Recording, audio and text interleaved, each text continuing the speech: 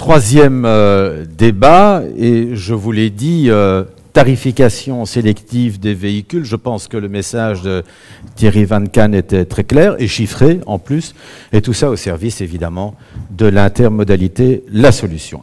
Pour débattre de tout ça, eh bien, Thierry Van Can, bien sûr, président de FEBIAC, s'il pouvait me rejoindre. Ensuite, Jean Deleu de Cécile, qui est secrétaire du conseil d'administration de Colruyt. On a entendu Marie Delvaux de Deleuze, et on aura maintenant le point de vue de Colruyt.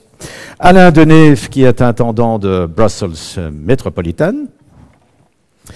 François-Joseph Van Oudenhove, qui est partner chez Arthur D. Little. Et Étienne Rigaud, qui est le CEO d'Octaplus. Voilà, si vous pouvez prendre place autour de moi. Bonjour Alain, je n'ai pas encore eu l'occasion de vous voir. Ça va bien? Ça va bien. Ça va bien. On va parler de Bruxelles Métropolitaine et vous allez voir, c'est pas du gâteau. Bon, c'est un de nos plus grands défis. François-Joseph Van Oudenhove, vous ne faites pas vraiment dans la nuance, là. Carrément, dès la première seconde, vous dites la façon dont ça fonctionne, c'est pas optimal. Alors qu'est-ce qu'on peut faire? Parce qu'on est vraiment au niveau global, là, vous parliez de la situation globale, mais qu'est-ce qu'on peut faire pour rendre ça optimal? Quels sont les axes, les points sur lesquels il faut d'abord travailler? La tarification? Je pense que c'est un petit peu simplificateur de parler uniquement de tarification. Je pense que, donc, juste pour remettre un petit peu dans le contexte qu'on a réalisé au sein d'Arthur D. Little, c'est une étude globale sur 84 villes dans le monde afin d'évaluer la maturité et la performance de mobilité urbaine. La conclusion à laquelle on est arrivé, c'est qu'en fait, il y avait 50% plus ou moins, un petit peu moins, du potentiel qui était à ce stade-ci véritablement utilisé. C'est-à-dire qu'en gros, voilà, les technologies sont disponibles, les modèles d'affaires existent, mais pour l'instant, ils ne sont pas mis en œuvre, et ce pour différentes raisons. La première raison, je pense véritablement essentielle, on l'a déjà dit plus tôt dans le débat, c'est le manque de collaboration entre les différents acteurs du système de mobilité. Et quand on parle des différents acteurs, on parle bien évidemment des acteurs publics, dont on a parlé tout à l'heure, mais également d'acteurs privés qui peuvent effectivement apporter leur pièce à l'édifice. Après, comment travailler pour identifier les solutions? On a parlé de la définition d'une stratégie commune, c'est effectivement critique. Deux autres points qui sont clés, c'est d'un côté la gestion de la demande. On va parler de la taxe kilométrique tout à l'heure, c'est un des leviers, c'est pas le seul, c'est un des leviers qu'on peut utiliser pour changer les comportements. Après, il faudra trouver la bonne balance entre travailler sur la demande et la gestion des comportements, et d'un autre côté, travailler sur l'offre. Et là, on revient sur le quatrième levier qui me semble important, hein, outre donc stratégie, demande et offre, c'est le financement. Ouais. Et là, effectivement, il y a différentes sources qui sont possibles, et il faudra aussi regarder peut-être un peu plus du côté du public et du privé pour trouver des solutions innovantes. Alors, on parle beaucoup d'intermodalité, vous parlez de co-modalité. Quelle est la différence que vous faites? Vous voulez associer tout le monde, au fond, c'est ça? En fait, c'est de nouveau un petit peu la problématique d'avoir une bonne balance entre l'offre et la demande. Imaginons maintenant qu'on met en place une taxe kilométrique intelligente, ou un péage urbain, ou tout autre système. Hein. On voit que ça fonctionne. Hein. Si on regarde Londres, si on regarde Stockholm, on a quand même plus ou moins 20% du trafic qui est en diminution. Mais alors la question, c'est où va ce trafic? Ouais. Et là, on peut distinguer d'un côté vers la ville et puis dans la ville. Si on prend, par exemple, le nombre important de nafteurs qui viennent de la Flandre et de la Wallonie vers Bruxelles, on a cité le chiffre de 370 000 nafteurs journaliers. Alors, les chiffres sont pas très clairs, mais on parle pour l'instant plus ou moins de 30 à 40% qui utilisent en fait le rail. Donc c'est quand même plus important que ce qu'on pourrait le croire. Donc 40% des navetteurs wallons et flamands utilisent le rail pour venir dans Bruxelles. Maintenant, il reste les 60, 70 autres pourcents. Imaginez maintenant que ces pourcents, et là je parle juste en fait des nafteurs vers Bruxelles, je ne parle pas de la mobilité globale en Belgique, pour lequel la part modale du ferroviaire est beaucoup plus faible. Hein. Mais si on imagine qu'effectivement il y a un transfert modal important, mettons même 10 ou 20% des gens qui vont habituellement en voiture, qui prendraient le train ne pourra pas l'absorber. Donc la voiture va continuer bien évidemment à être un des modes essentiels pour venir vers Bruxelles, mais là, il faudra travailler sur la commodalité, par exemple, avec des zones de parking de dissuasion, par exemple. Oui. Idem dans la ville. Oui. Si on regarde l'historique en Suède ou à Londres, on voit effectivement que les transports publics ont pu absorber une partie. On a des augmentations de 60%, par exemple à Stockholm, de l'utilisation des bus ou des autres modes de transport public, mais également il faut d'autres modes, tels que le vélo partagé, tels que le car sharing, tels que des systèmes comme vous avez vu à l'entrée, de personnel rapide transit avec des voitures automatiques et des choses comme ça. Donc il faudra également travailler sur d'autres modes, et donc il faut une comodalité avec ces autres modes et un système d'information qui permet d'avoir effectivement un déplacement de A vers B qui est simple. Ok, donc commodalité mais aussi intégration. Tout à fait. Ok, d'accord. Thierry Van Can, à 8,70 € du kilomètre, vous pensez que vous allez encore vendre une voiture chez Febiac? Mais écoutez, c'est le défi numéro 1. J'ai dit 8,70 €? 8,70 €, c'est d'abord c'est le kilomètre cher. Ça, c'est dans quelques années. 8 cents, hein, oui, c'est 8 cents. Ouais, excusez-moi. C'est le kilomètre cher. L'autre, il est à 3,70 €. Bon. Le défi de l'automobile, c'est la mobilité. Je crois que le plus grand ennemi aujourd'hui de l'automobile, c'est la file. Ouais. Donc faire rouler les automobilistes d'une façon plus agréable et surtout plus efficace, c'est certainement, je dirais, la meilleure solution pour l'automobile. Vous savez, on a eu des défis comme ça par le passé. Je pense par exemple la sécurité routière, il y a 30 ans, c'était un grand défi aussi dû à la cause, je dirais, du succès de l'automobile. Bon, on l'a réglé d'une façon, comme on va sans doute régler la mobilité, technologie.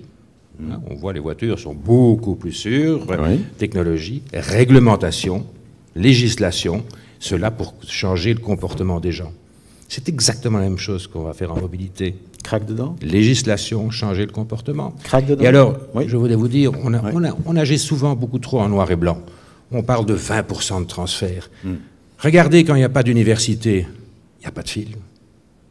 Il y a combien? Pas de grosses files, il n'y a pas de gros embouteillages. Disons quand il n'y a pas d'enseignement, pas d'école. Même pas, je dirais l'école, ça effectivement, c'est un grand nombre de personnes. Mais même quand il n'y a pas d'université, vous voyez les files qui diminuent substantiellement. On dit qu'entre 4 et 6% de véhicules en moins font en sorte qu'il y a quasi plus de fils. Oui, ça devient directement fluide. Et donc alors, voilà, donc je crois qu'il n'y a pas de noir et blanc, il faut prendre un peu de la solution de tout. Et là, j'ai envie de dire l'intermodalité, la multimodalité. Tout à fait correct. C'est vraiment la balance entre l'offre et la demande. Ce n'est que ça, ce n'est que cette petite tranche de 4 à 5% qui fait la différence. J'ai pas les chiffres exacts, mais je suis tout à fait d'accord. Si on réussit à réduire effectivement, alors les 20% viennent de l'exemple de Stockholm, où il y a une diminution de 13% et 13% d'augmentation de population en parallèle, mais effectivement, il y a eu des résultats énormes. Si on réussissait effectivement à avoir un transfert de 5%, voire 10%, on aurait déjà un impact drastique sur la congestion. Oui. Alors Thierry Van Can, encore une question pour vous.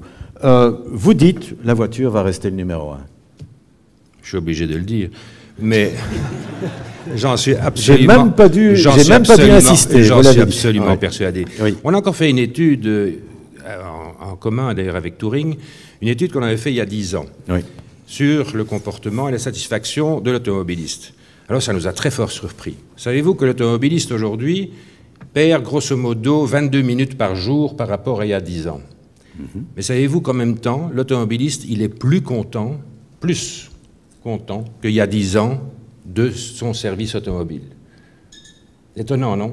Pourquoi? Parce qu'effectivement, il se sent bien dans son auto, c'est sa liberté, il se sent encore à la maison dans son auto, c'est aussi psychologiquement très important. Il n'est pas encore au bureau, il n'est pas encore au travail, et quand il quitte son travail, il se sent déjà à la maison. Donc tout ça sont des facteurs, disons, qui vont jouer, plus le fait que malgré tout, c'est l'auto qui est le seul moyen, véritablement, de faire A à B, je dirais complètement. Et c'est ça le gros problème. Comme disait Isabelle Durand, c'est encore le seul endroit où on peut fumer le cigare, la voiture. Et encore, dans les voitures de société, on ne peut pas. Dans les voitures de société, on peut pas. Ça va rester un mode de transport numéro 1. Absolument. Absolument. Absolument, et je partage l'avis de M. Haas en disant qu'effectivement, on aura une sorte également de transport public, de transport commun avec des voitures partagées, mais ça restera toujours, je dirais, la voiture. Ouais. Donc, on a un exemple ici devant la porte. Les ingénieurs de AK ont travaillé sur, ça, mais avec sur une cette espèce d'hybride. Petite modération quand même là-dessus, c'est de dire que pour l'instant, les voitures partagées restent, je dirais, relativement peu rentables, pour ne pas dire pas rentables, et qu'au fond, c'est encore un système supplémentaire de mobilité qui doit être subsidié. On voit que les villes doivent offrir le parking gratuitement à ces voitures, qu'ils doivent même parfois subsidier, je dirais, dans les coûts, parce que ça reste un business model quand même relativement cher et difficile. OK. Alain Deneve, Brussels Metropolitan Regional Area, comme on dit.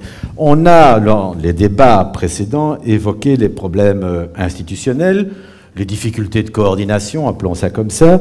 Bon, je crois que la région, l'Interland économique de Bruxelles dont parlait le professeur Thys, ça va évidemment bien au-delà des frontières des 19 communes, mais il faut pouvoir coordonner tout ça. Alors il faut coordonner tout ça sur le plan institutionnel ou politique, appelons-le comme ça, et il faut aussi coordonner, comment vous disiez, la comodalité, arriver à une comodalité intégrée. Vous devez avoir du boulot, non ? Oui, je viens à cette question, mais permettez-moi peut-être de la cadrer.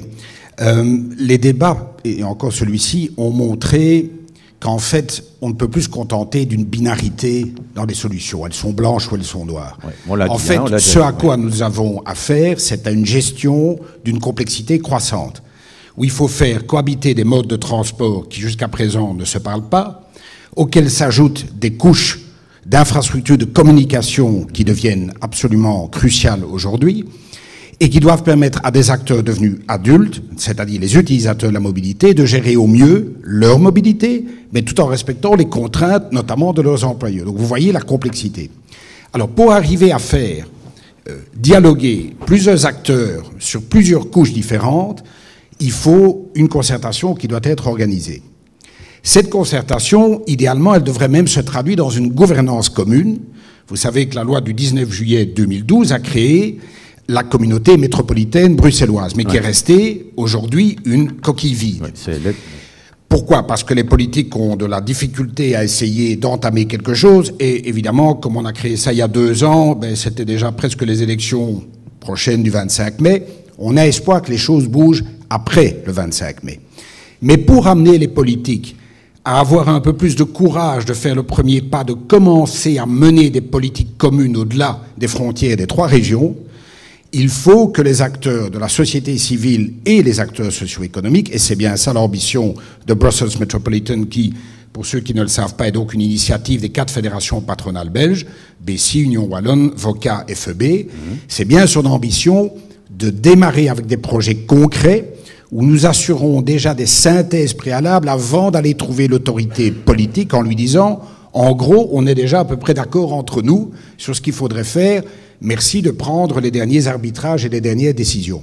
Et c'est notamment, mais il y a d'autres domaines, ce qu'on voudrait faire dans la mobilité avec la redevance kilométrique. Et donc Brussels Metropolitan, avec la FEBIAC ô combien, mais beaucoup d'autres, souhaiterait porter la coalition qui va porter devant le pouvoir politique une sorte d'accord global de toute une série d'acteurs sur le fait que la redevance kilométrique, c'est pour tout de suite. Mais vous allez être bien reçu puisque vous venez avec de l'argent. L'argent de la redevance kilométrique, c'est la meilleure façon d'être bien reçu. Oui, mais il y a, et je vais laisser Thierry Van Can en parler, il y a aussi la notion de tax shift. Ça ne va pas être un gain net pour le Trésor belge. Ah, non, expliquez-nous. Non, au contraire. Non, pas au contraire, mais ce que nous voulons, c'était véritablement un tax shift, c'est-à-dire de transférer de la taxation sur la possession vers l'utilisation. Donc, TMC plus taxe de roulage, plus une partie des accises, ça fait 3,3 milliards. Oui. On a divisé ces 3,3 milliards par le nombre de milliards de kilomètres faits, et on arrive à une moyenne, je dirais, de à peu près 6 cents.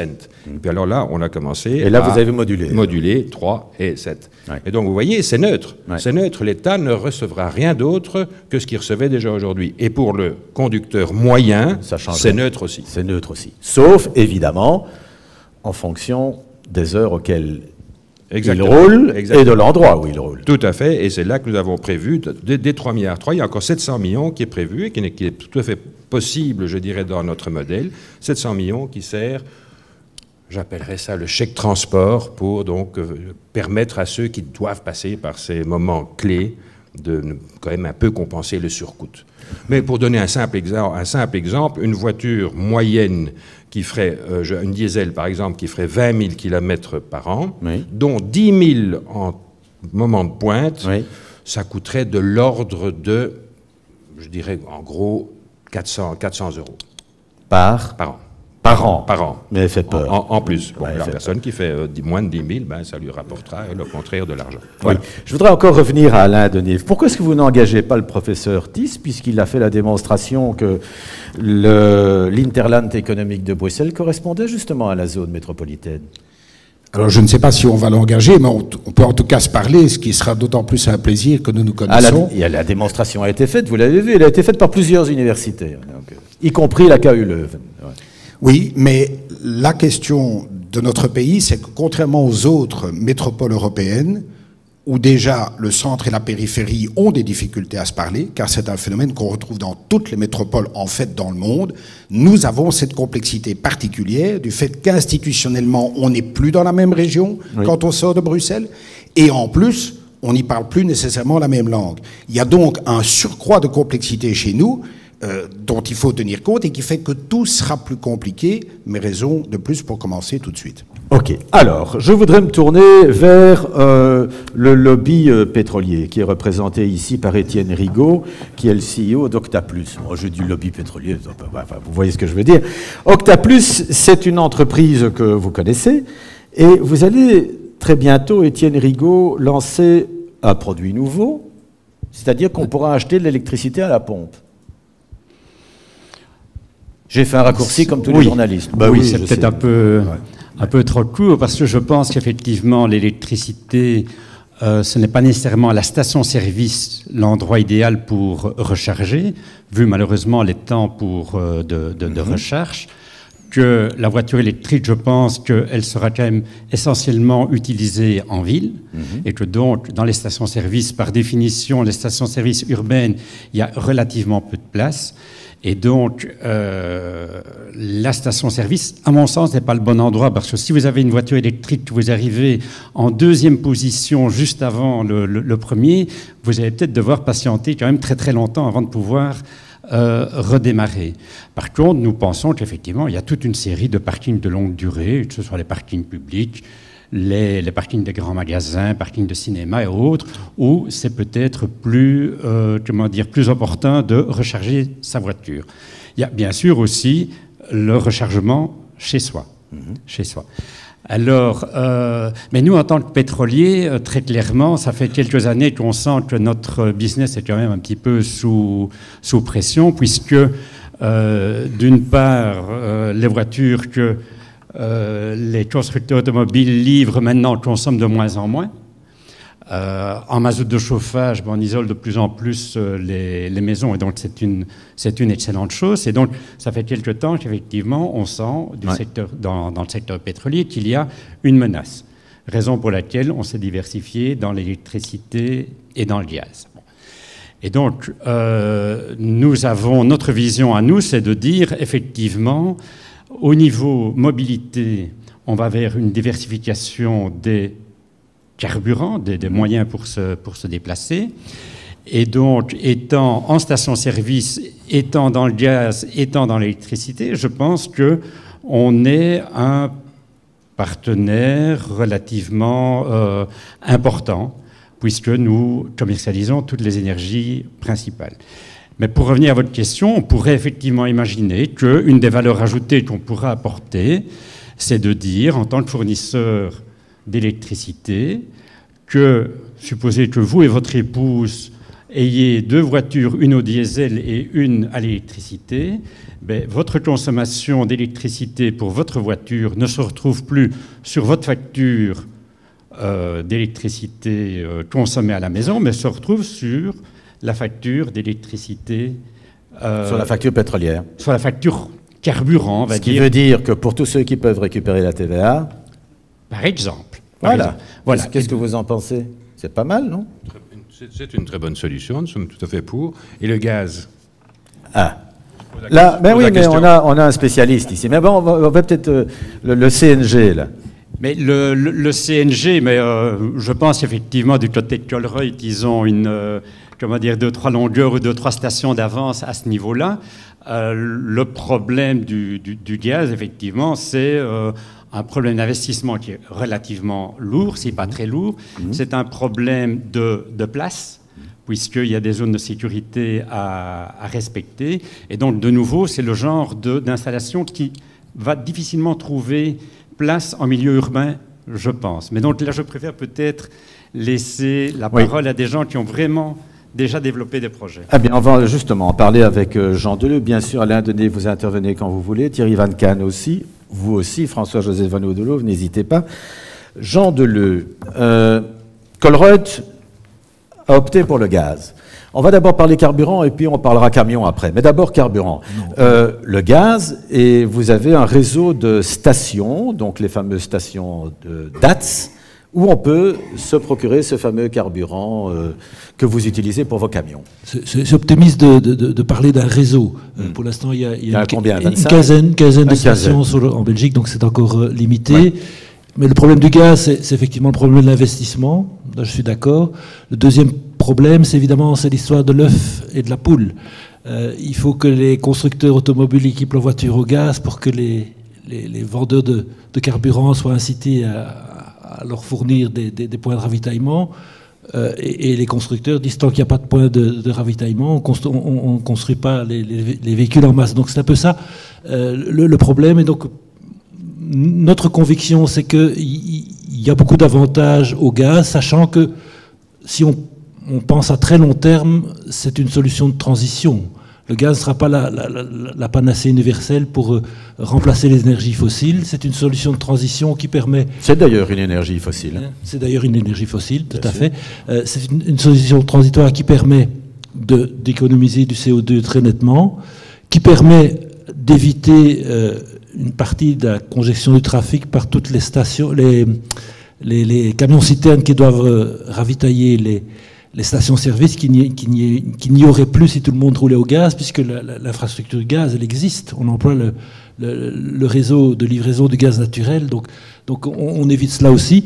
Et dans le cas particulier de la livraison de nos magasins, c'est aussi un bon compromis en matière de bruit, mais ça c'est pour l'affaire des livraisons tardives dont on parlera tout à l'heure. Ok, ben justement, on va continuer avec vous, à moins que vous souhaitiez intervenir. Étienne Rigaud, je voudrais parler avec vous du sujet qu'a évoqué très très brièvement la représentante de Deleuze, et qui est notamment le problème que posent les livraisons dans les magasins.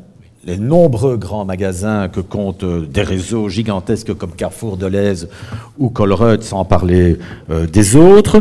Et notamment, vous m'avez dit ceci: il n'y a plus aucun de nos camions qui ne roule tant qu'il n'est pas plein. Exact. Donc dans un sens ou dans les deux sens? Dans les deux sens chez nous. Donc ça, c'est la première initiative qu'on a prise, une initiative qui remonte déjà à la fin des années 80, début des années 90. Où nous sommes engagés à dire on ne veut plus envoyer sur les routes des camions à moitié vides ou à moitié pleins, selon qu'on est optimiste ou pessimiste.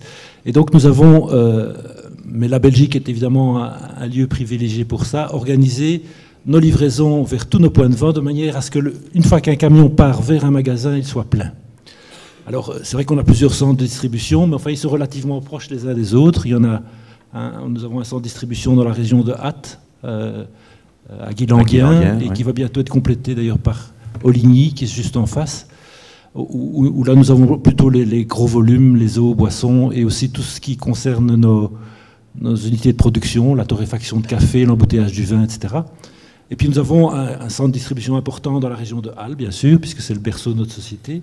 Et donc, avant d'envoyer un camion vers un magasin, on organise une navette entre ces deux entrepôts, de façon à ce que les camions puissent partir pleins. C'est pour ça qu'on dit que la 8, c'est l'autoroute Colruyt? C'est ce que certains disent, effectivement, parce qu'on voit effectivement beaucoup de camions Colruyt sur la 8.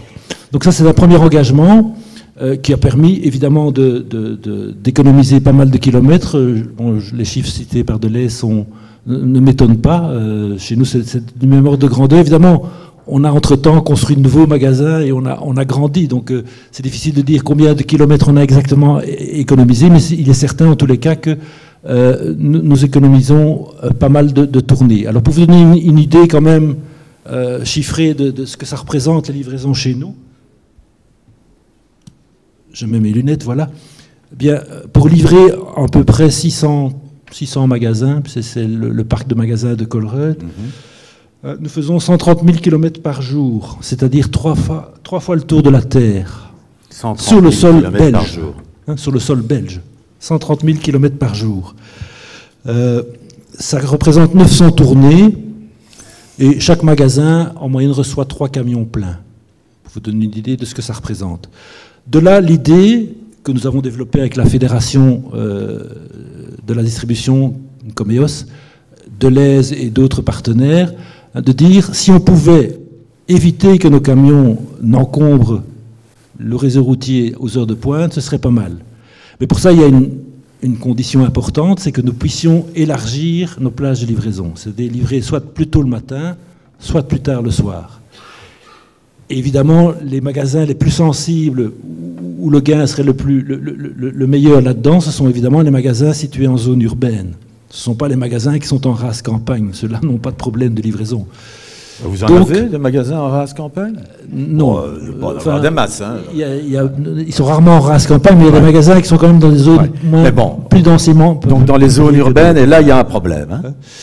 Donc, pour pouvoir réaliser cela, on se heurte évidemment à un sacro-saint principe en Belgique qui est l'autonomie communale. Vous savez que les heures de livraison sont réglées par les communes.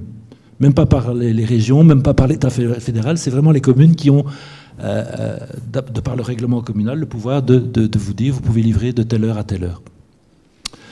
Donc l'idée c'est d'obtenir un certain nombre d'éléments objectifs qui permettraient de dire à une commune, si ces éléments objectifs sont remplis, on peut livrer plus tard. Et l'élément le plus objectif, mais le plus difficile aussi, c'est évidemment le bruit. Parce que livrer un magasin, ça fait du bruit, effectivement. Ce n'est pas le bruit du camion qui doit arriver au magasin, mais c'est le bruit du clapet du camion qui tombe sur le quai de déchargement, c'est toutes les charrettes qui font du bruit, etc. Donc il y a un investissement important auquel nous nous engageons évidemment, et nous nous sommes engagés, pour réduire au maximum ces nuisances sonores.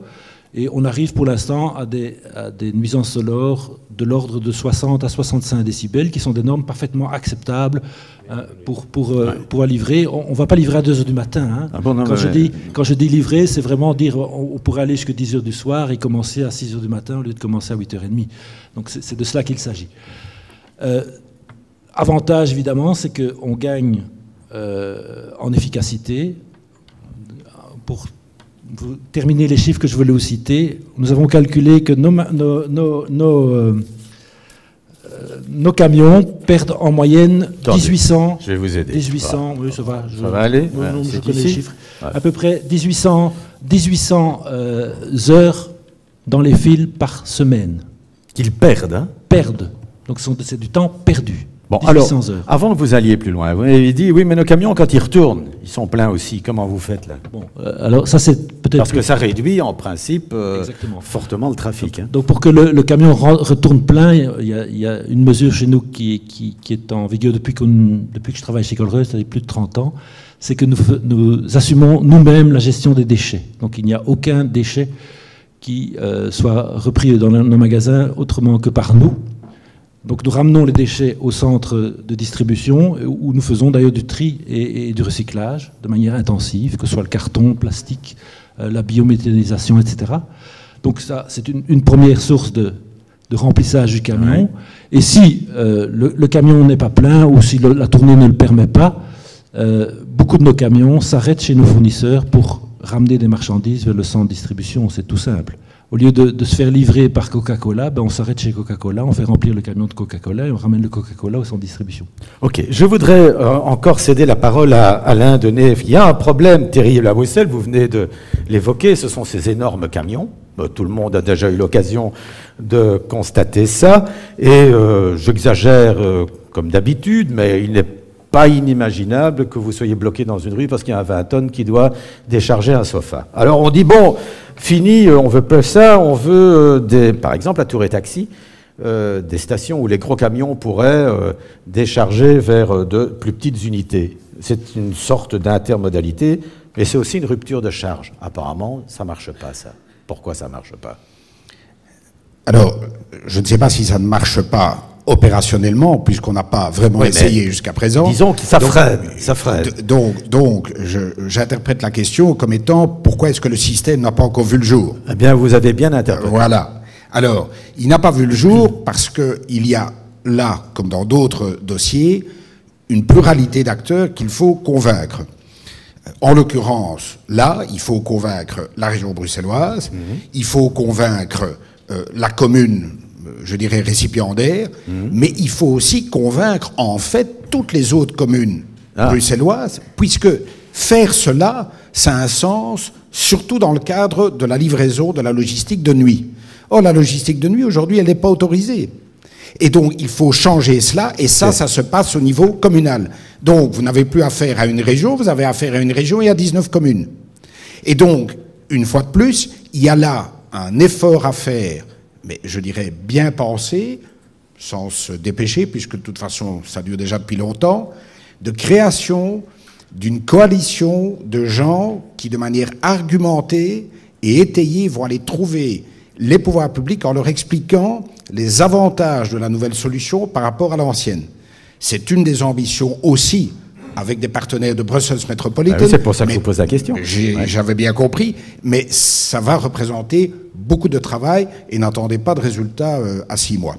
Ah ben dites, bon. Et vous, Colruyt, là, ils sont d'accord pour que leur camion aille à Tour et Taxi, et puis peut-être que ça serait... Alors ça c'est l'autre question, et c'est ce que nous devons étudier, on va notamment le faire avec Michel Eckhout, c'est que je ne suis pas sûr qu'il y ait unanimité auprès des opérateurs privés sur les solutions. On nous dit, il faut venir avec des grands camions et puis on explose dans des plus petits camions, on livre de nuit. Ça a l'air de faire sens, mais il y a aussi des opérateurs qui disent non, moi je remplis à ras-bord mes camions, d'ailleurs je le fais de manière mutualisée avec d'autres opérateurs de la grande distribution, et puis surtout qu'on ne m'embête pas trop et je m'accommode de cette solution-là. Donc il n'y a pas non plus à ce niveau-là une totale unanimité au sein même des opérateurs, donc je parle là du secteur privé. Alors, si je peux me permettre d'intervenir, je pense qu'il faut voir quel type de commerce on vise.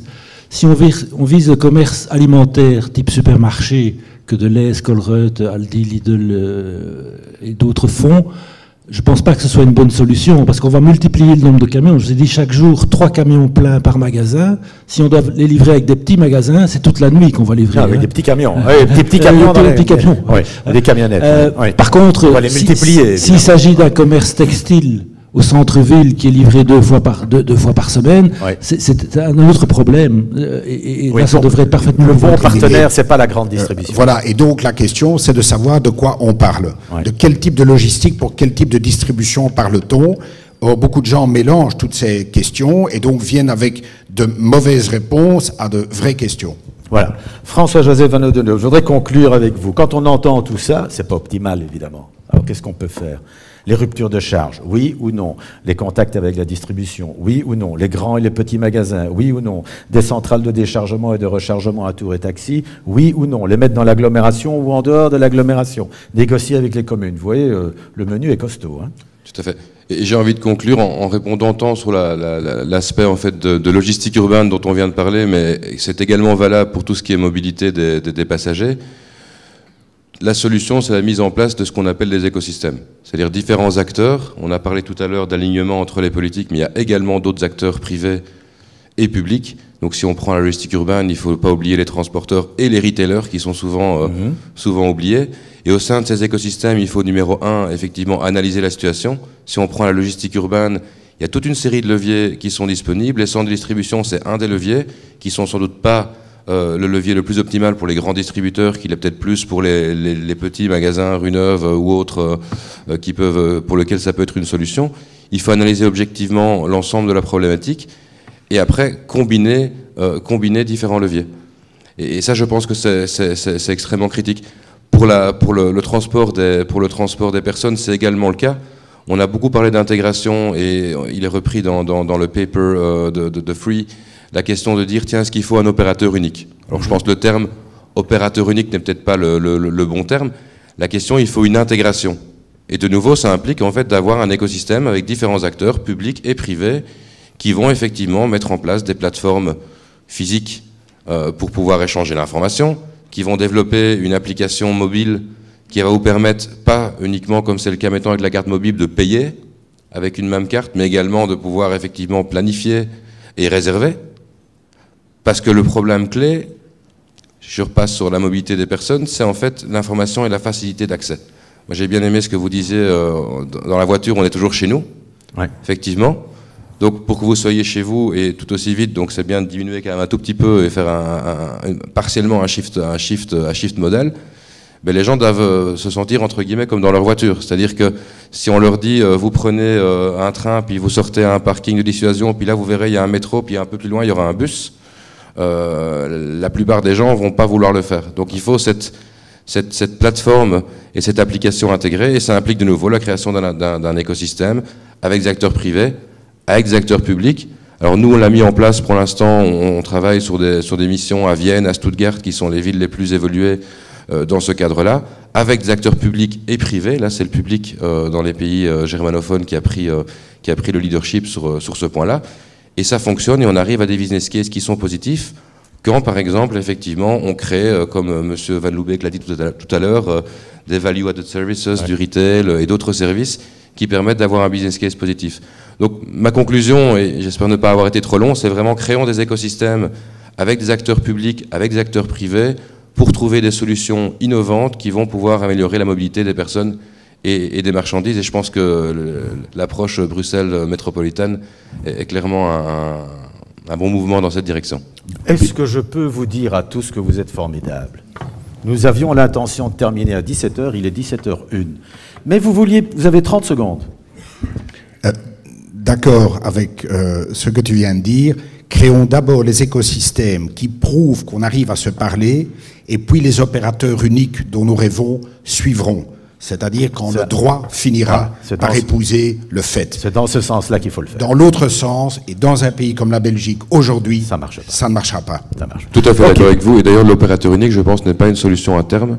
Et dans les exemples que j'ai cités, donc j'ai peut-être pas été clair, ce n'est pas l'objectif d'avoir un opérateur unique à Vienne ou à Stuttgart, c'est d'avoir un écosystème avec différents acteurs qui restent à collaborer. Arrêtez-vous, parce que sinon vous allez être moins formidable. C'est vrai ? Parce qu'on est presque à 2 minutes de retard maintenant.